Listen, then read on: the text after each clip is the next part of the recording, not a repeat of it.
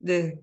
이 시간에는 역량 기반 교육에서 학습 성과를 어떻게 평가하고 환류할 것인가 하는 부분을 살펴보겠습니다.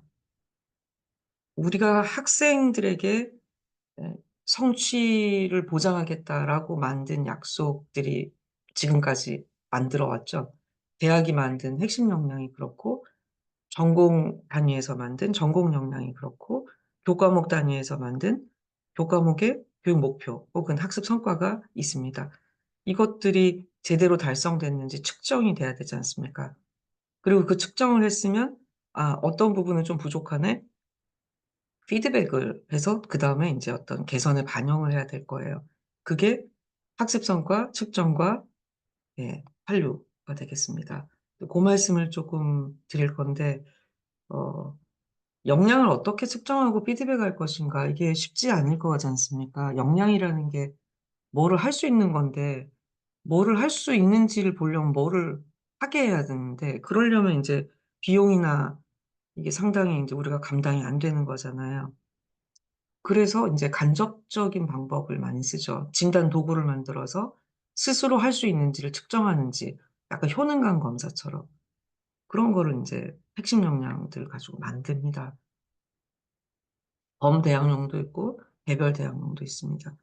이 두 가지를 다 쓰는 이유는 범대학용은 다른 대학이랑 비교가 돼요. 우리 아이들이 더 어떻다 뭐 4 년제 사립 혹은 수도권, 비수도권 막 비교를 그리고 개별 대학용은 우리가 생각하는 우리 고유한 어떤 목표가 있을 거잖아요. 그것들은 범대학용으로 측정이 안 되니까 이 두 개가 결국 다 필요해서 만들어 가지고 보통 리커트 척도로 이렇게 많이 만드는데 간혹 가다가 인제 바르스라고 하는 행동 기준 척도를 만드는데 이거는 제가 볼 때는 응답하는 사람도 아주 힘듭니다. 네. 그리고 문항도 자주 바꿔 줘야 되고 네. 이게 약간 그 시즌? 예. 하여튼 행동 기준 척도를 보면 문항이 쪼끔 지나간 문항은 되게 이상하게 보여요. 그 너무 많은 맥락이 들어가 있어서 그런 것 같아요. 그리고 네 뭐 이 과정은 그냥 보시면 아실 것 같아요. 그래서 행동 기준 척도 문항들 이게 인제 문항이거든요. 이게 인제 바스예요. 예. 이거보다 리커트 척도가 편하잖아요. 5, 4, 3, 2, 1. 예 근데 최근에 요런 대학이 쪼끔 있었더라고요. 네. 이게 하여튼 평가를 하면 그 평가가 또 다 기록이 남습니다, 데이터로. 그래서 학생들에게도 스스로도 보여지고 교수님도 보고 우리 과 애들이 어떤가도 보고 그래서 인제 이런 데이터 시스템들은 없는 학교가 아마 하나도 없을 겁니다. 그걸 가지고 이제 개인이나 집단이나 역량 프로파일이라 그러죠. "우리 과 애들이 어떤가?" 뭐 이런 보고서도 나오고 거기에 맞춰 가지고 우리 과 학생들한테 어떤 프로그램을 좀 더 만들어야 되나? 하여튼 그렇게 보고 뭐 대학 전체도 보고 그리고 학생 상담할 때도 인제 개별로도 이거를 볼 수 있다는 거죠.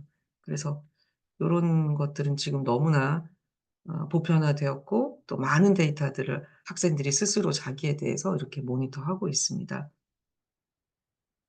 네 교양 교육도 마찬가지로 고유한 교양 교육의 학습의 성과, 목표가 있었을 거지 않습니까?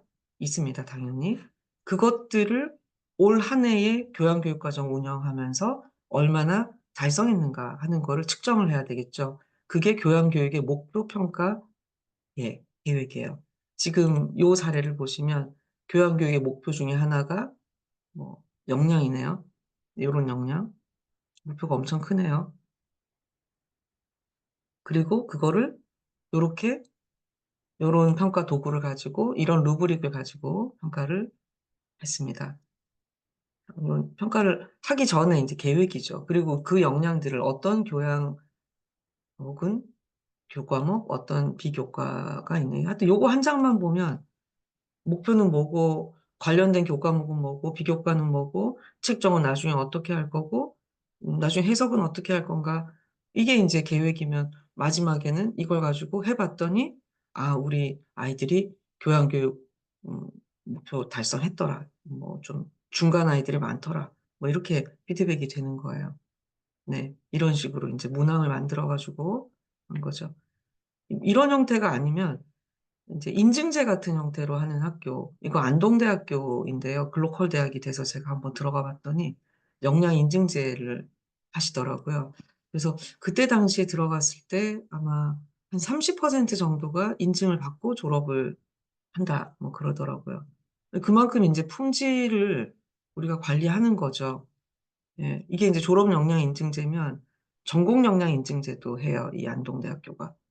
뭐 어떤 거 인증할 거냐 하는 거는 뭐 그냥 학과마다 다 다르고 이런 거죠. 이거는 졸업 역량이니까 대학 전체예요. 대학 전체 이거 가지고 다 패스하고 가는 아이들이 30% 넘는다. 지금 더 많아졌겠죠. 그래서 전공 역량의 평가 체계표 이것도 채워봐야 됩니다. 이거를 채우기 위해서는 일단 역량이 명확해야 되고요. 그거를 어떤 행동을 가지고 평가할 건지를 또 고민을 해봐야 되고요. 그거를 어떤 수준으로 평가할 건지 또 생각해 봐야 되고요. 관련된 교과목은 뭐고 비교과는 뭔가. 네. 그 다음에 평가 어떤 걸 할까? 한 개만 달랑해가지고 성적 한 과목 가지고 우리가 역량이 달성됐다고 볼 것인가? 그렇진 않을 거지 않습니까? 이렇게 해가지고 이제 네. 그거를 만들기 위한 그런 과정이에요. 그리고 그걸 실제로 평가를 한 샘플이에요. 프로그램 아웃컴 2예요. 이게 일종의 이제 목표죠. 프로그램의 아웃컴인데 우리는 이제 역량으로 얘기를 한 거예요. 그거를 이런 수행 준거를 가지고 이런 수준으로 이런 이 두 가지를 했네요. 평가 도구를. 네.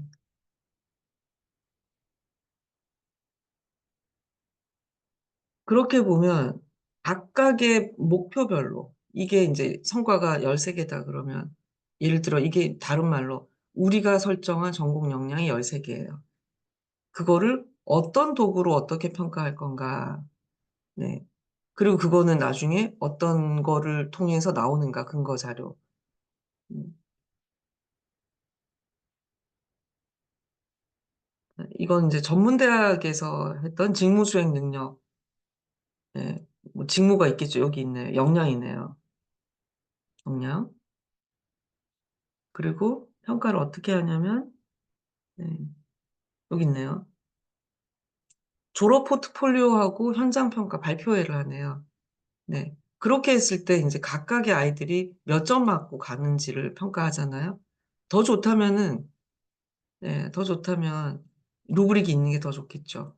홍길동, 김동아, 이철수, 박음학인데, 홍길동이, 포트폴리오는 어떻고 저떻고, 뭐 발표는 어떻고 저떻고, 뭐 이런 내용이 좀 있으면 좋잖아요. 그렇게 있으려 그러면 루브릭이 있어야 되는 거고, 채점 기준표가 있어야 되는 거죠. 네. 그, 더 정확하게 가면, 여기에 있는 요거 있지 않습니까? 음악 기초 역량이 홍길동은 어떻고, 프로듀싱 역량은 어떻고, 이 네 가지 역량을 졸업 포트폴리오랑 프레젠테이션 발표회를 통해 가지고 했기 때문에 이 네 가지 역량을 요걸로 평가한 거지 않습니까? 그래서 나중에 홍길동이한테 졸업할 때 너는 자기 경영은 아주 좋은데 퍼포먼스가 조금 이런 측면이 부족해. 이런 게 피드백이에요. 그냥 너 졸업 아니고요. 그래서 아이가 내가 졸업하면서 내가 어떤 상태로 졸업하는가 이거를 좀 아는 게 좋겠다. 네, 잘 모르고 가죠. 이거는 이제 교양교육 성과 진단을 이건 전공교육 성과 진단이네요. 안동대학교 거예요. 이거 제목 잘못했어요. 각각의 학과가 우리가 어떻게 음, 우리의 전공 역량을 달성한 것을 측정하고 평가할 건가?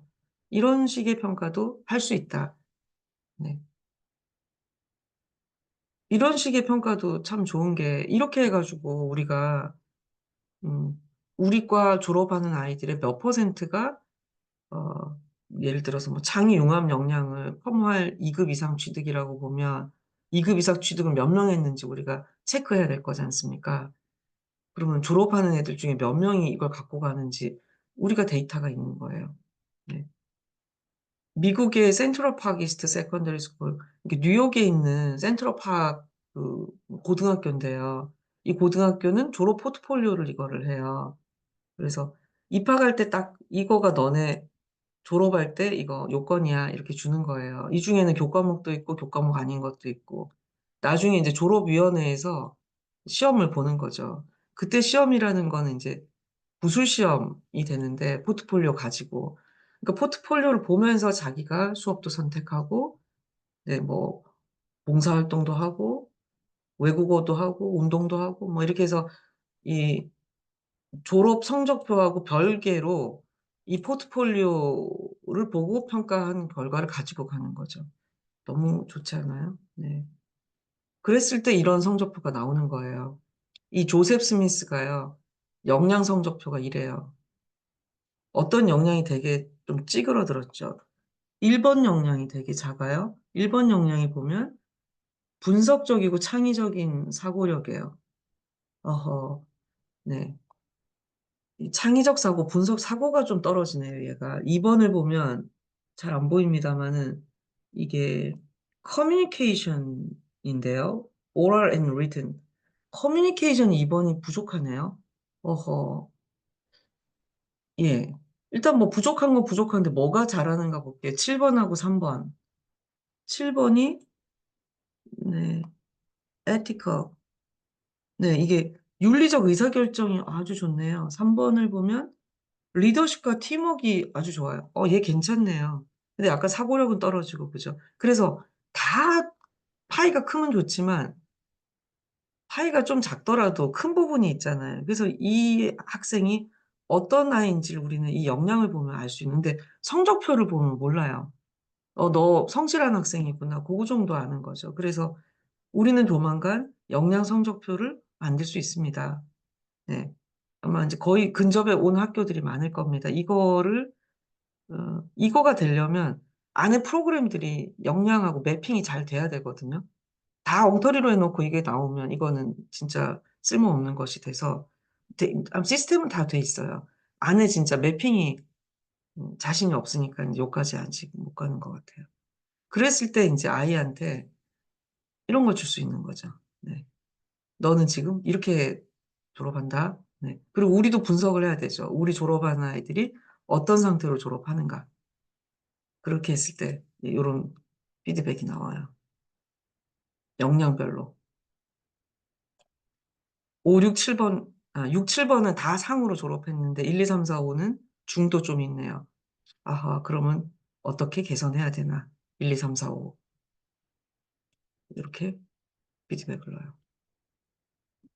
그것을 담아서 만든 게 전공 CQI 보고서. 그리고 비교과 교육도 마찬가지로 이 비교과 교육의 목표를 달성했는지 측정을 해야 되지 않습니까? 이거는 이제 전문 부서에서 할 겁니다.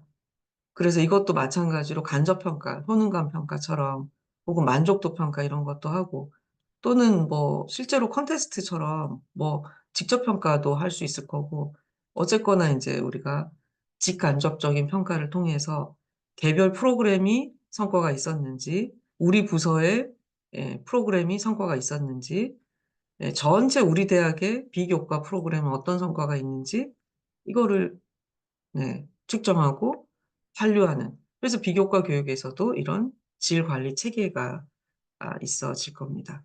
네. 뒤에는 이건 뭐 아까 나온 겁니다.